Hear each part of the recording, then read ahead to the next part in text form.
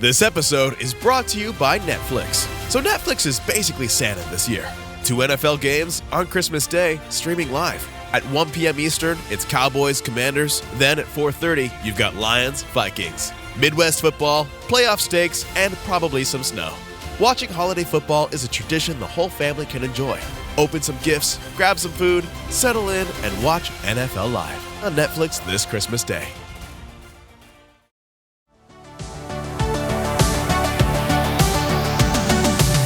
Welcome to the Dr. Raj Podcast with Dr. Raj Dasgupta, a show all about educating patients, students, and aspiring doctors about better patient care. Dr. Raj is a quadruple board-certified physician and associate professor at the University of Southern California. He was a co-host of the TNT series Chasing the Cure with Ann Curry, as well as a regular on the TV show The Doctors. And now, here's our show. Hello, and welcome to the Dr. Raj Show. Once again, this is not just a show for medical knowledge. It's a show about, friends. It's a show about everything, about good health. It's about wellness. It's about things that will help you look better on the outside and help you look better on the inside. And I purposely planted that seed today because I have an amazing guest who is going to make you feel better both on the outside and the inside. And I'm going to give you a little background before I just kind of jump in there and introduce her. So this is going to be a brand owner, and I hope I get the name right. I'm going to say it. It's going to be Ekin Ozlen. Is that right? Yes. Found herself falling, somewhat accidentally into her life as a businesswoman, a singer, and performer. Having been a veteran of the New York modeling industry for years, yes, everyone, I do have a model on my show today. She eventually turned towards hair care when her stepmother started experiencing some health issues. Before she knew it, she had created a formula that was so effective that she was met with unbelievable demand and would see this turn into her full-time livelihood. But as someone who also possessed a passion for music, she knew that she needed to find a way to combine her creative disciplines, blurring the lines between her brand and music. She started to feature her products in music videos. Now, I want to actually let everyone know how I met her. So it's such a small world. So we have a mutual friend, and her name is Cassandra. I just love saying that name. And Cassandra actually does all my medical videos, all my medical lectures, which is funny because she also worked with you, Ekin, making one of your great brandings. And during one of these commercials she was making for you, there was a medical thing talking about a neuroendocrine tumor. I like to say the word a paraganglioma. And you asked me to comment on it. And so through Cassandra, through your passion, we actually met each other. And now I turn the tables and you're my guest. So with that being said, let me introduce you. Ekin, how are you doing? And thank you for being here today. Thank you so much for having me, Dr. Raj. I'm so excited and I'm so lucky and fortunate to be here. I love that we turn the tables like this. So this is fun. No, definitely. Now, I got so many questions because you do so many different things. So these are what I call the get to know you questions. So this one I really like. I like this one. So it's going to start off with this. Where were you born? And were you always this beautiful in high school? Or were you kind of like those teens in the movies where no one really noticed them in high school until you got your braces off and took off the glasses? I mean, I think, we all have to start somewhere. But I was born in Turkey, in Ankara, Turkey. And so my dad is Turkish. And I moved to the States when I was about 2.5, 3 years old. I spoke no English whatsoever. So I've been very westernized, as you can see. But my entire family is still there. So my whole dad's side of the family is there. My sister's there. So it's very important to me, my roots. And I think it's had a lot to do with who I am today, for sure. How often do you get to go back to Turkey? And have you been there recently or not really? I haven't been there recently just with everything that's going on. But, growing up, I would go for the summers and I would spend my summers there with my dad. And then I would come home and I would go to school with my mom. So I was kind of going back and forth. So no, let's go back to the high school. So did I paint the right picture? Were you like under the radar and you were part of chess club, but then all of a sudden like the glasses came off? What happened? No, I think I've kind of always been in the fast lane. I think in high school, I was probably doing a little better than I am now. That youth, but my products have helped with that. I will say, turning back of time, bringing it back to carousel. Yes. Now, let me ask you this. When you were in high school, I mean, you do so many things right now. Your hands are in so many different things. What was your initial goal? What did you want to, what was your dream to be out of high school? Did you want to be an astronaut? I mean, what did you want to be? It's funny because my mom worked at NASA. I love that you even mentioned being an astronaut. I grew up in this surf town called Cocoa Beach, Florida, which was right near Cape Canaveral where NASA was. So I grew up kind of in this quintessential, beach bunny life. And what I really wanted to do was go to medical school, like a good little girl. I wanted to go to medical school and I wanted to be a psychiatrist. That was that was really what I ended up, trying to pursue before modeling kind of, took over, I guess. But I had a scholarship to university and I don't know how I managed to do it, but I did it all while, being up in New York and working full time as a model. Now let's go back to, going from being one of my colleagues, you wanted to be a doctor and go to med school. How was that transition? Because it seems like it is two ends of the bookshelf, two ends of the spectrum. So, I mean, was it did your parents give you a butt kicking for changing your mind? Did they ground you for a long time? And how was that transition? I love that you asked that because it really, my parents, I have to say, bless their hearts. Education was so important to them and to make sure that I had a degree. And I think for them, they wanted me, yes, to be happy, but they wanted me, to be successful and to have a path. And the modeling thing, it comes at you so fast and so hard. And it's kind of like, there's all these amazing opportunities, right? And it's like one of my first modeling jobs, it was for a cosmetics company. And I was with the live baby tiger. My second job, I was in South Africa. Yeah. So it's things that you wouldn't normally do in your everyday life. And I think my parents, they really saw the opportunities that I was being presented. And I think they knew that school would always be there for me. And they believed in me when I told them that I would get a degree no matter what. And so that was really how it all transpired. But I'm very grateful that they were very understanding about it. I think the whole pre-med thing, it quickly dissipated because of everything else that I got into. But hey, never say never. That is true. I think you are a testament to say never, totally. Never. Yeah.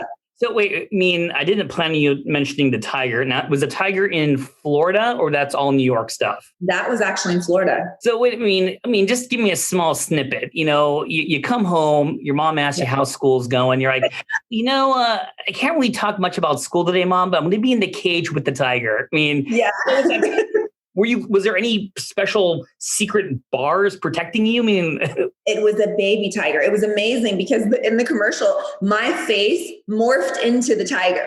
Yes. So I was like, oh my God, I'm sold. I want to do this for the rest of my life, because I'm an avid animal lover. So it was amazing. I'm very grateful for all the opportunities that I had. Being a model is really cool because it's like every day you're working with a different set of people, different art directors, different photographers. You're never around the same thing. It's never monotonous, it's ever changing. And I think now at this stage in my life, you kind of, everything needs to evolve and I'm okay with that, sort of normal state of my life.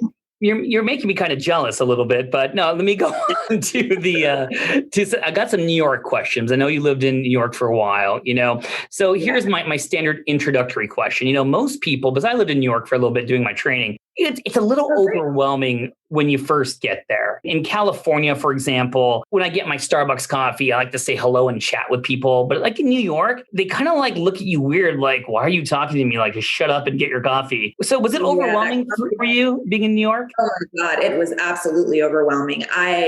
I moved there literally with like flip-flops, no jacket. I was a beach bunny, quintessential beach bunny. I was hanging out with like Kelly Slater's little brother and, a bunch of surfers on the beaches in Florida. So when I was scouted and I moved to New York, it was like, oh my God, it was October. And I remember it was getting cold and I was freezing beyond belief. I moved there with a convertible Miata. Go figure. It's like, there I am. Yeah, I mean, I was totally just sticking out like a sore thumb. And then, I quickly figured it out and the rest is history. But it was a very difficult transition for me. And I was definitely almost eaten alive. That did happen. So, I think it's the greatest education in the world. I hope that my children will end up in New York City at some point in their lives. I think that it's really, it just makes you strong. And what's that Jay-Z song? Like, if you can make it in New York, you can make it anywhere. Yes. It's like.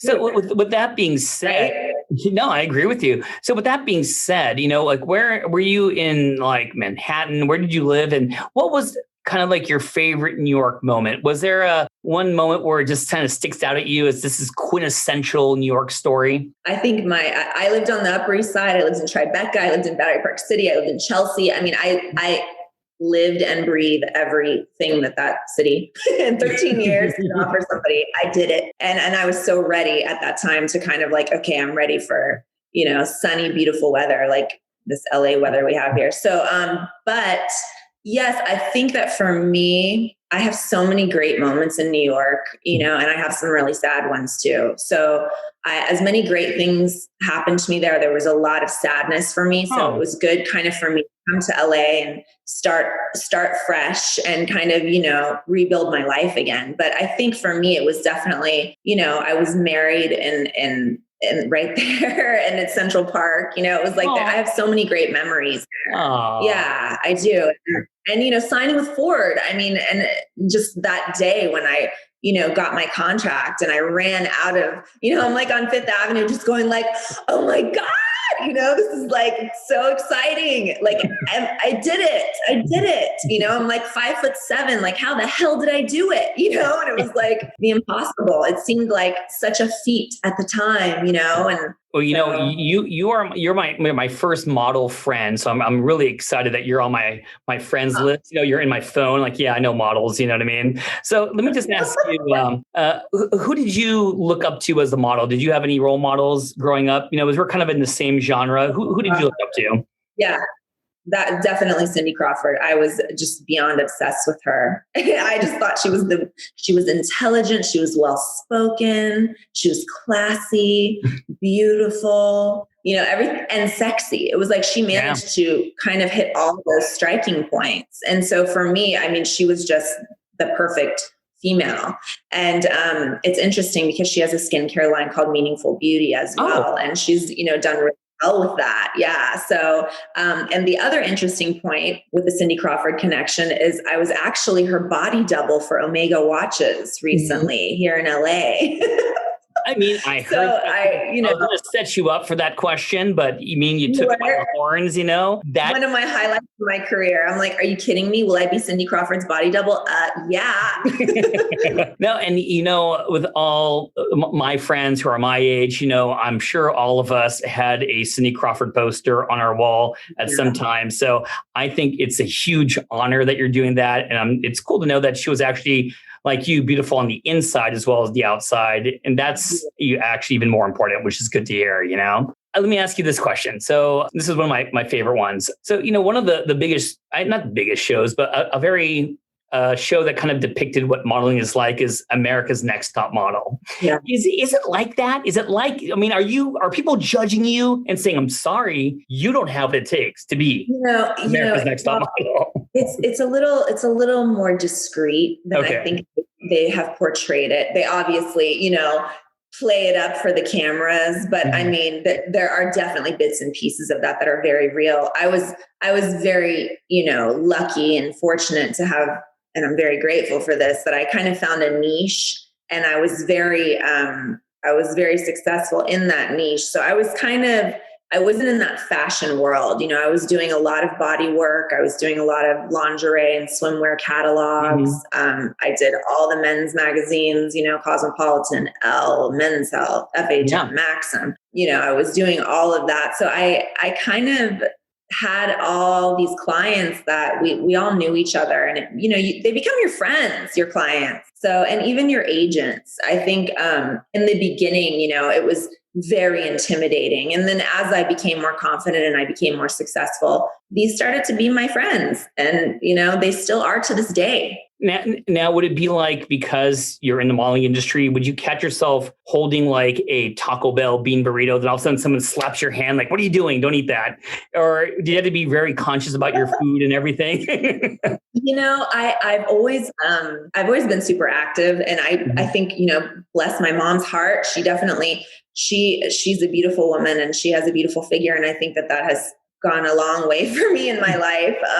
I ride horses competitively. You know, I was competing a lot before. So I think I've stayed in shape because of that, just from horseback riding.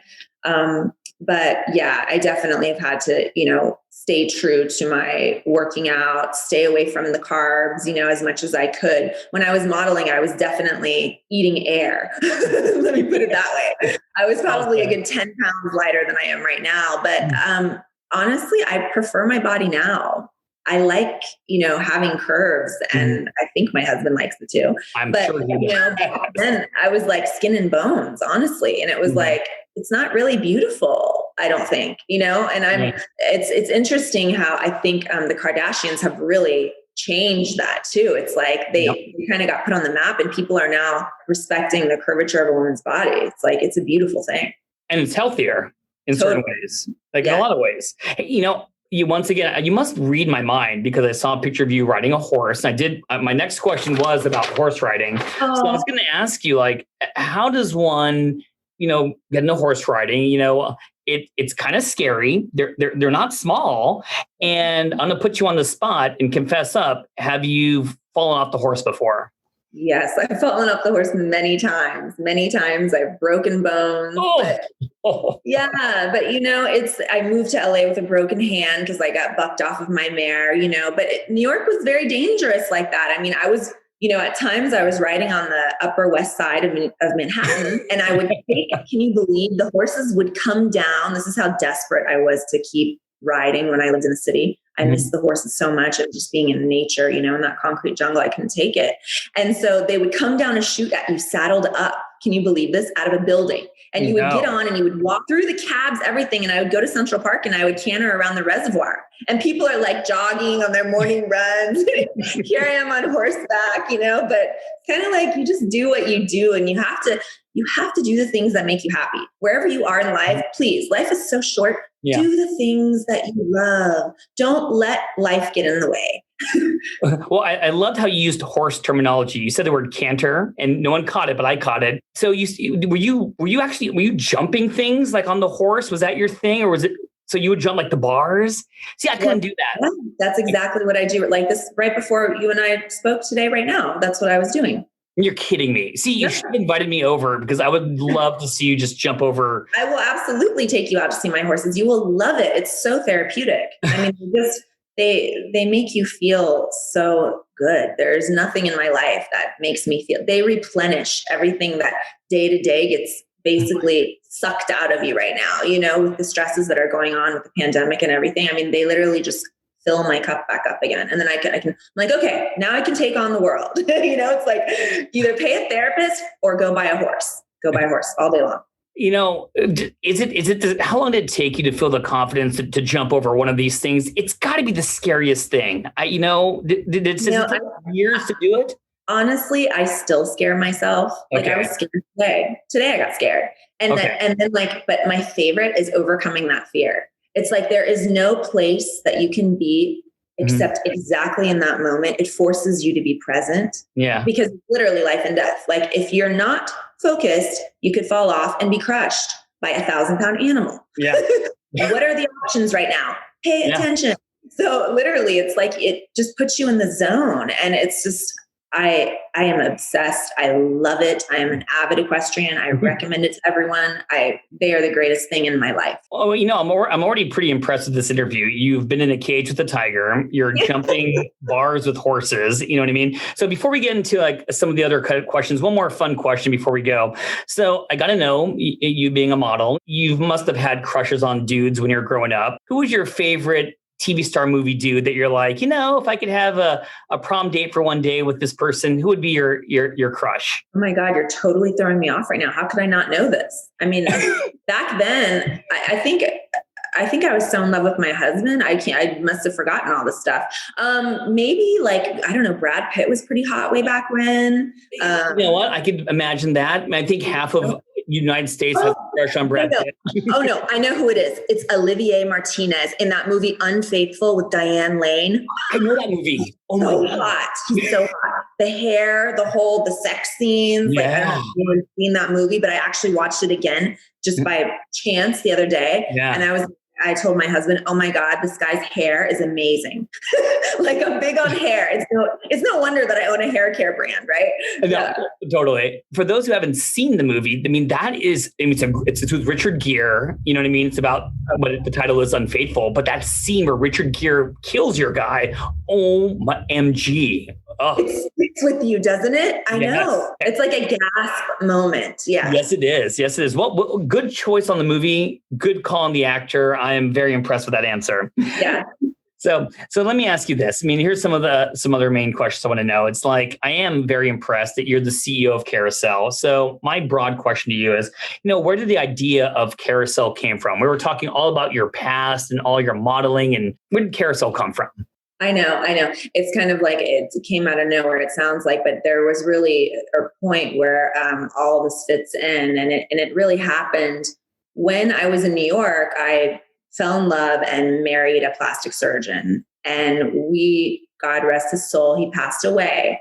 But he taught me so much about wound healing, about the skin, about watching patients post-procedure, watching how their skin reacts to different treatment protocols, different products topically applied, microdermabrasion. I mean, all of these skin treatment protocols, I was so fascinated. And because I was a model in such a saturated industry and in a mecca like New York City, it's like you really had to find your strength, like in anything. But I mean, with modeling, it's so visual and it's so apparent, it's so obvious. Like when someone looks at you, what is so right about you? Is it your hair? Is it your smile? Is it your body? Are you great at body modeling, your hands, your feet, whatever it is, you have to find and dial into that. Right. So yeah, I think for me, I started kind of going to all the experts and modifying little things about my skin and hair. And I started just learning so much from them. I mean, that many years of doing this, it's like I became a connoisseur. And, with his leadership and guidance, really, he just taught me so much. And I've just always been super fascinated in the skin. And, with it being the largest organ on our body, it's amazing the way that it can heal and the way that it can really make you feel terrible about yourself. If it's bad, like if you have acne or if you have brown spots or if you have scarring, for men and women, these are things that it's really emotional. And for me, I know as a teenager, I suffered with acne and it was so embarrassing. Sometimes I wouldn't go out because I had a zit.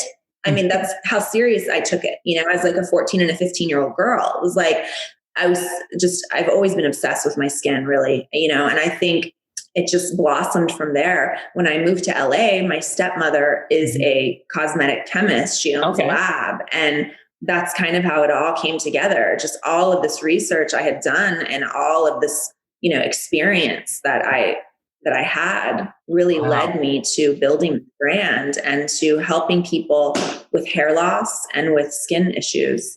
When I listen to you, so many questions come out. I almost want to make the podcast like a 2.5 hour podcast because I don't even know where to ask next. I forgot that, or I just didn't know your husband passed away in New York. Was this something that you knew it was going to happen at some time, or was it suddenly unexpected? And you don't have to answer if I'm being a weirdo. No, not at all. He had cancer. So, I mean, he was in remission when we were married, and it was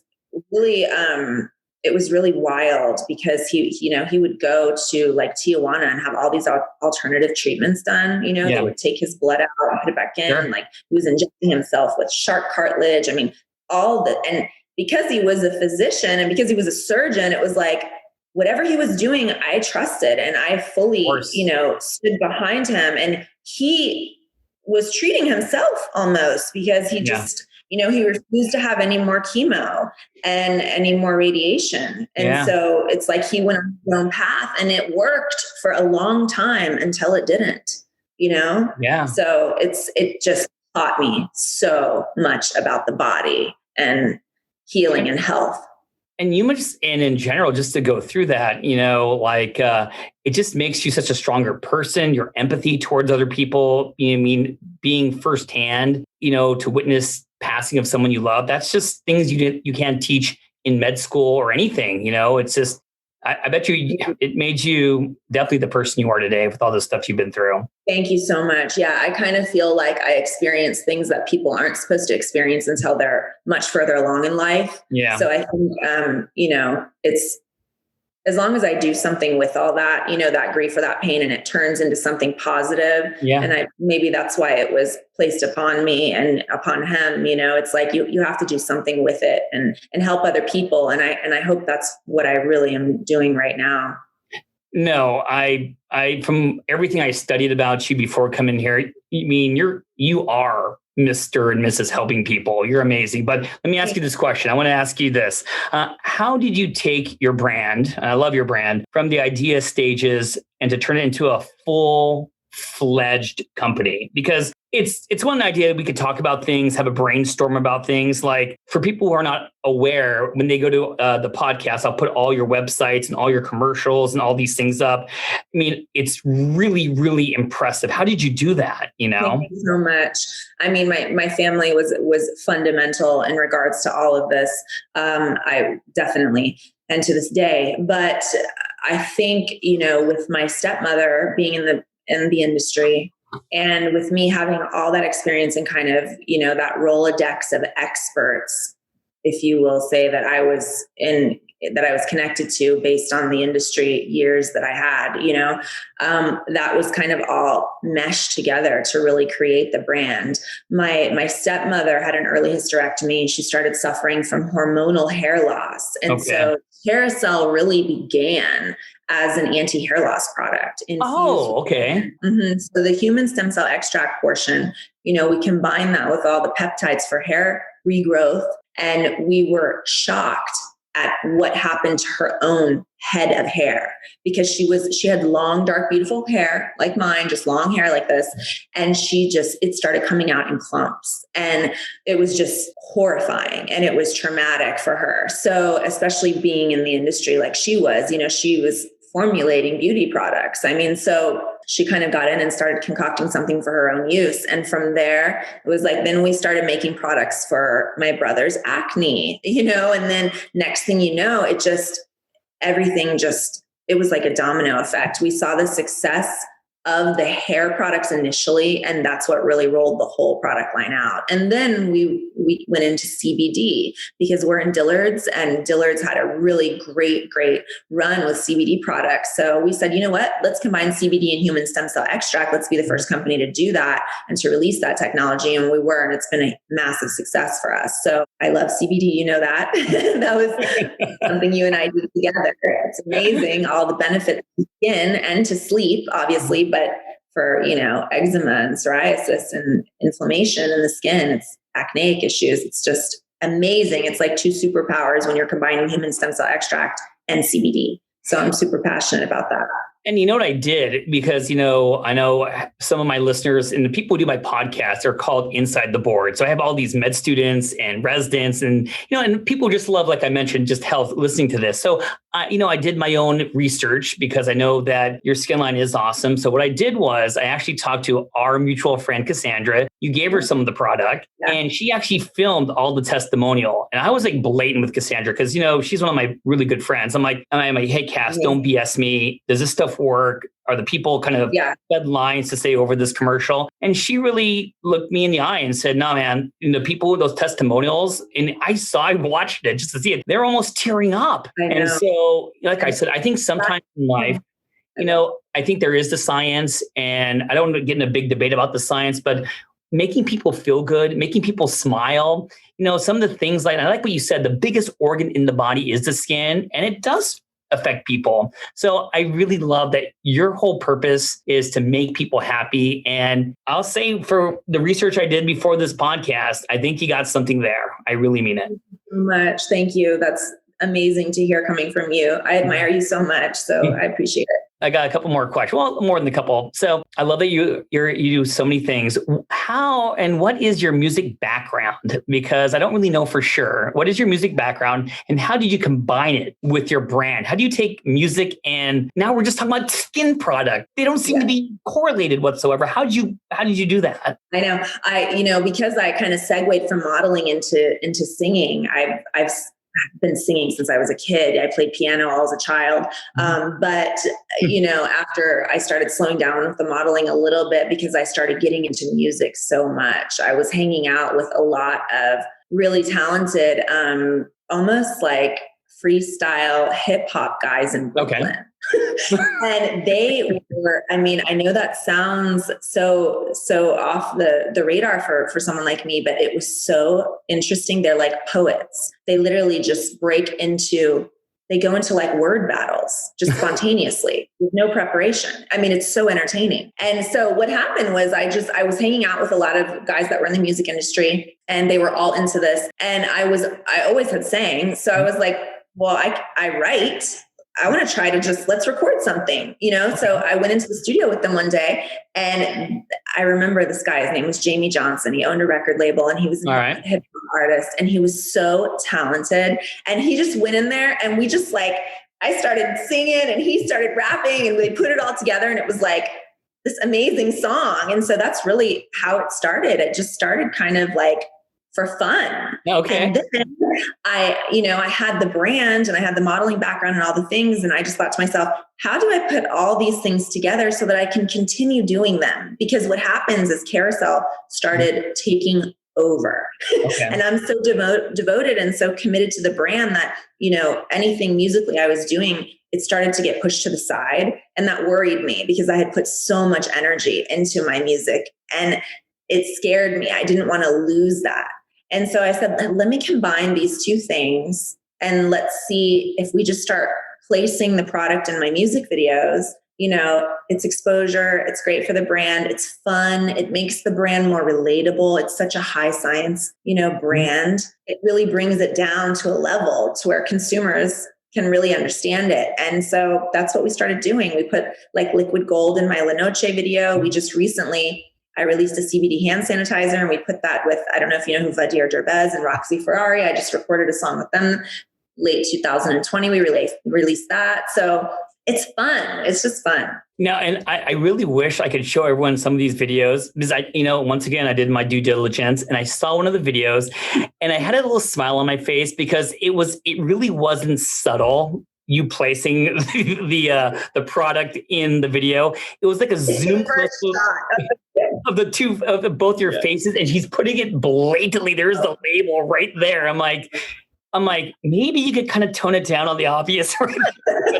Well done. Well done. You know Thank what I mean? So much. That was a beautiful shot to capture. And we actually filmed that, believe it or not, in my horse stable. Oh, these are like top-notch, well-done videos. It wasn't like someone with a little camcorder filming. I was like, wow, this is like MTV level stuff.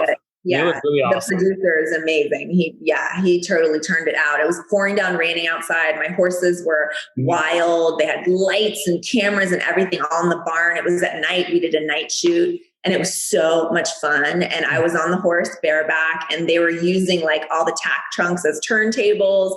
All the horses were so well behaved. I couldn't believe it with all the lighting that they were doing, but it was so fun. Well, next time you do a video, I'm going to send you a picture of me so you can place it in the background so I can make it in the video somewhere. I love it. What does it mean to you and your image to be seen as a successful business woman. And I really want to emphasize businesswoman because a lot of the guests on my show talk about the role of women in medicine, the role of women everywhere. And I think that's what I admire about you the most is that, in sometimes a man-dominated field like being a CEO, you're a baller. And can you expand upon that, please? Yes. And I want to say that I think that whole going back, this is something about me being in New York for so many years. I was very much a people pleaser. I wanted everyone to be happy with me. And I think a lot of women struggle with this. It's like we have to kind of push that down in order to be our best selves in the business world and to really go head to head against a male dominated world, really. Yeah. So I think for me, it's very important in my life that I lead by example. And I hope that, my niece and my nephew even, and, I hope that they look up to me and I hope that they see how my life has kind of played out and that they want to also be leaders in their field, especially my niece, because it's like, it is challenging and it is, stressful and it is hard. And I thought I would be a model and then I would be a singer and I would continue in those fields and then I would be a wife and a mother. And that's the way that I saw my life going ultimately. And for me to just have kind of turned into this mini mogul, I did not see that coming and I was not prepared for that. And I'm still honestly on a day-to-day basis trying to kind of wrap my head around it and be my best self every day and be smart and be respected and be successful. I think it's a very challenging world out there right now, especially. Yeah. And, as a minority owned business, which is what I am, it's very, very challenging. I just hope that I lead by example, I guess is how I would close that statement. It's important to me. And I think just saying one more thing, I think because I was model for so long, you're not really looked at as a smart person. No one thinks that you're really smart. They think you're pretty and you're kind of like an object and an accessory, and I think for me, I wasn't comfortable with that. That wasn't enough for me. And there was a timestamp on that is very scary because what are you when you're not that anymore?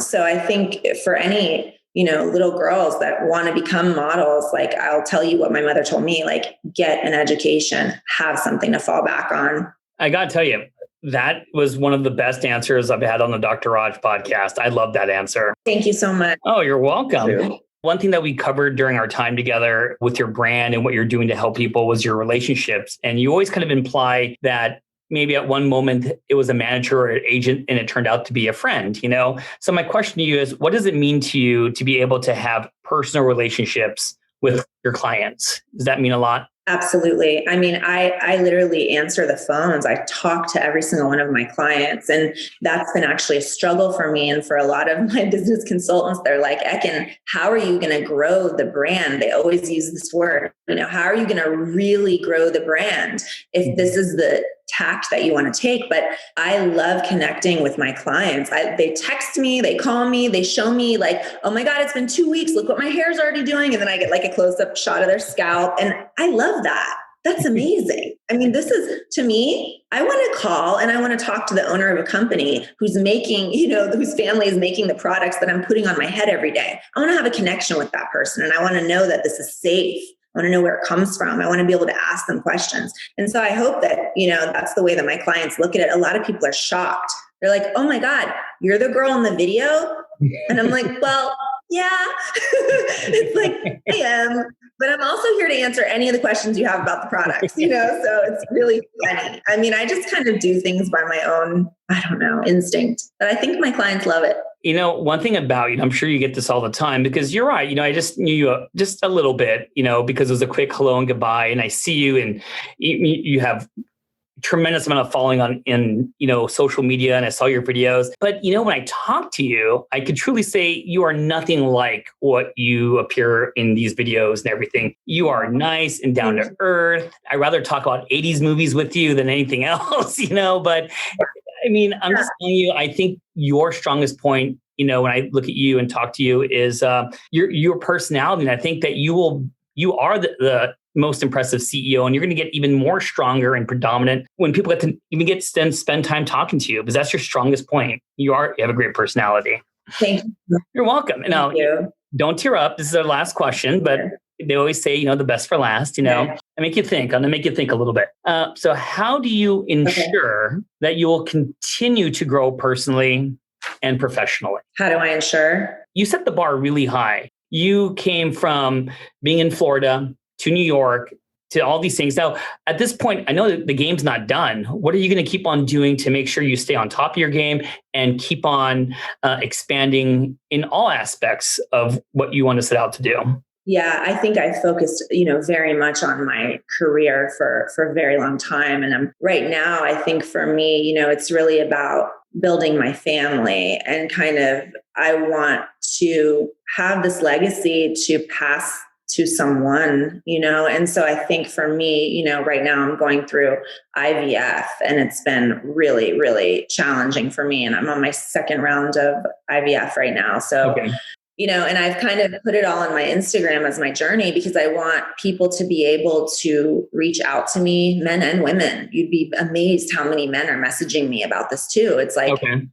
it's incredible. And how many people want to know questions and have answers. And so I've kind of been, using my journey to help other people. So please reach out to me, anybody, if you're hearing this and you have questions about it. But I think that that's really the way that I ensure, that my legacy continues. And really for anyone, that is the way that we all do it, isn't it? It's like, no, I love it. You work. You're thinking about the future and passing down and being a mentor. But now, once again, you mentioned something. I got to ask you a couple more questions. What part's the hardest right now with, IVF? I know it's a never ending challenge. It never stops. Is the shot, how are the shots going? Are they painful? Did they do a harvesting yet? Have you been through that yet? What's been, is it traumatic or is it not that bad? It's really an emotional journey. I was not prepared for it. I did, this is my second attempt right now. We were able to get 5 embryos. So I have 5 embryos right now that have been biopsied and we're waiting for the genetic testing to come back. I'm trying not to even have any expectations because it just sidelines you. It's like a sucker punch to the gut when you get bad news. And, previously I had all abnormal embryos. I had 9 of them. They were all boys and girls. So it was, it was devastating. That was like about a month and a half ago. Gotcha. So now I'm just trying to keep my cool and not be too stressed out about my work and the pandemic and all the things that are going on in society, and just trying to, really stay focused on all the things I'm grateful for in my life and, hoping and praying for the best. It's totally out of my hands. I mean, all you can do at this point is pray, because it's like I've taken all the vitamins, I've done the acupuncture, I've shot myself up every night. Bless my husband's heart. I mean, he has been, he was preparing all the injections for me and just managing the schedule of going to the doctor, getting ultrasounds, the blood work. I mean, I was just, you're poked and prodded on. It's like, you don't want any more injections. You don't want anyone to do these things anymore. You just want to have a good result. And so, my doctor, Dr. Surrey, he's amazing. He's he's so cute. He gives me this kind of he does this to me and the elbow because of, and he's like, you deserve some good news, honey. You deserve some good news right now. And I'm like, you're right, Dr. Surrey. I do. Haven't I worked hard enough right now? But no, and I'm sure everyone listening to this and all your fans out there are definitely praying for you. You're definitely not alone when it comes to IVF. Some of my guests are going through it, and it's such an emotional roller coaster, and no one could ever be in your shoes until they have to do it themselves. But if anyone will be a spokesperson for that too, I'm sure you have room in your schedule. You're a spokesperson for so many things. I think it's just the next thing you're reporting about, Yeah, it wouldn't be right for me to withhold this information. My husband was kind of like, oh my God, you're going to put this on your Instagram. Are you sure? What if it doesn't work? And it's like, I don't care. That's the risk I'm going to take. And it's like, I'm here to be true and to be real. And I don't know how to be anything else. And it's like, if it doesn't work and I don't end up pregnant, then at least I've helped somebody kind of guide themselves through this, because it's very confusing and very challenging. And every situation that people are dealing with is different. So it's amazing to just be able to connect even with other women on Instagram. I mean, even I find myself sitting there going through their feeds and going, oh my God, this is when she had her embryo transfer. So how many days later then did she, and it's like, I'm kind of like comparing that against all of my experiences, but you see, it's wild how many people are going through this more than you would imagine. Well, Ekin, even though you didn't pursue going to medical school and being a doctor, you did much, much more. Between your skin line and going through IVF, you're probably the closest thing to a doctor out there. Okay. Very humble. Yeah. I'm going to say this much. I mean, I knew we were going to probably go over time. It's almost been an hour, but it's worth it. You have an amazing story. And I just want to say thank you. And before I sign off, do you want to just give any of where people can find you and learn more about you? Say a couple quick things before we say goodbye. Yeah. I mean, you can find me at Ekin _Ozlen on Instagram. Or if you want to check out Carousel, it's just www.carousel.com with a K, KERACELL.com. Now, if you end up picking up any more hobbies or you start winning gold medals into the equestrian, do you promise to come back on the show so we could talk about it? Oh, please, if you would have me. If I didn't bore you, yes, I would love to come back. All right. Well, everyone, we just had an amazing guest, and I just can't wait to release this podcast. Thank you very much for being here today. Thank you so much. I really appreciate it. Take care. Thanks for listening. This has been a production of Ars Longa Media. Our producers are Madison Linden and Chris Brightigan. Our executive producer is Dr. Patrick Beeman. This podcast is for educational purposes only and not intended for medical advice. Ars Longa, Vita Brevis.